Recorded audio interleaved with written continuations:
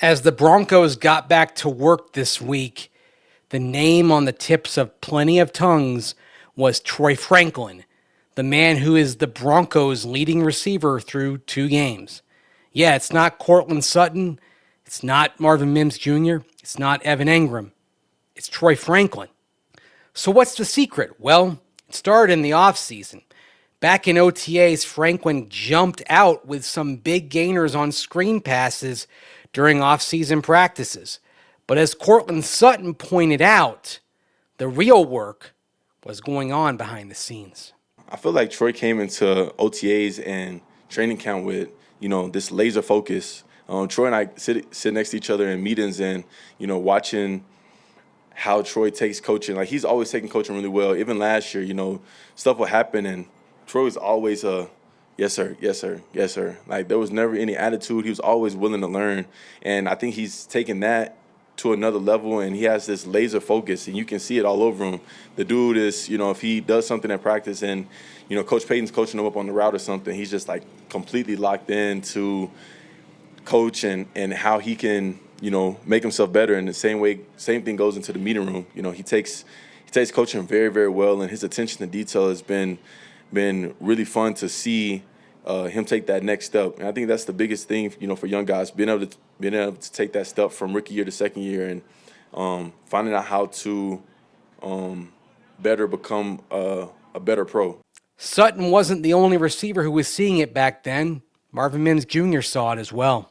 Yeah, I think it's a testament to his hard work. I mean, you guys seen he had an amazing camp and just the little details, and we're all kind of growing and with each other, even with like Bo, it being his second year and Troy being his second year. So we're all just kind of growing, and Troy's took amazing steps and is just finding ways to get open. And then we saw the manifestation of these steps in training camp. At first, seeing some big plays from Troy Franklin against backups. Then as training camp went on against starters, but not without some hiccups. Of course, in that pseudo scrimmage a week and a half into training camp, a drop of a potential touchdown pass. But he put it behind him, kept making plays, and now we're seeing that carry over.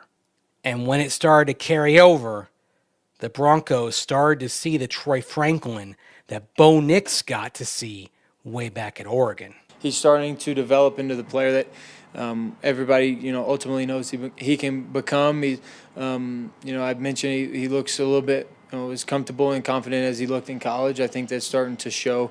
And I knew he always was going to have that in him, and it's good to see him with the self-confidence to go out there and make those plays and continue to do it and play the whole game like he did.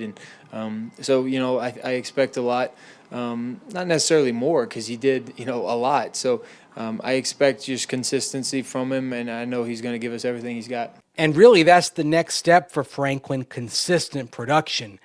The Broncos need that from him, but they also need that from the entire passing game. That's something that's been missing the last couple of weeks.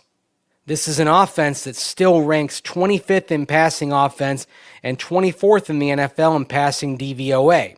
It's 17th in EPA per dropback, 16th in success rate in the passing game, and 24th in net yards per pass play. But of big concern is the fact that the passing game has accounted for 4 turnovers, 3 interceptions, and 1 fumble on a strip sack back in week 1. That's a big part of why the Broncos rank tied for 28th in turnover margin through 2 weeks, -3. And the Broncos are also dead last in turnovers in the league if you include the muff punt back in week 1 at -5. So these are things the Broncos have to correct. So they want to see Troy Franklin build off the last 2 games and get that consistent production, but they've also got to get consistency in terms of protecting a football. If they can get those 2 things, they should be in pretty good shape and should have a chance to get a win over the Chargers on Sunday and get into first place in the AFC West. I'm Andrew Mason. Thanks for watching.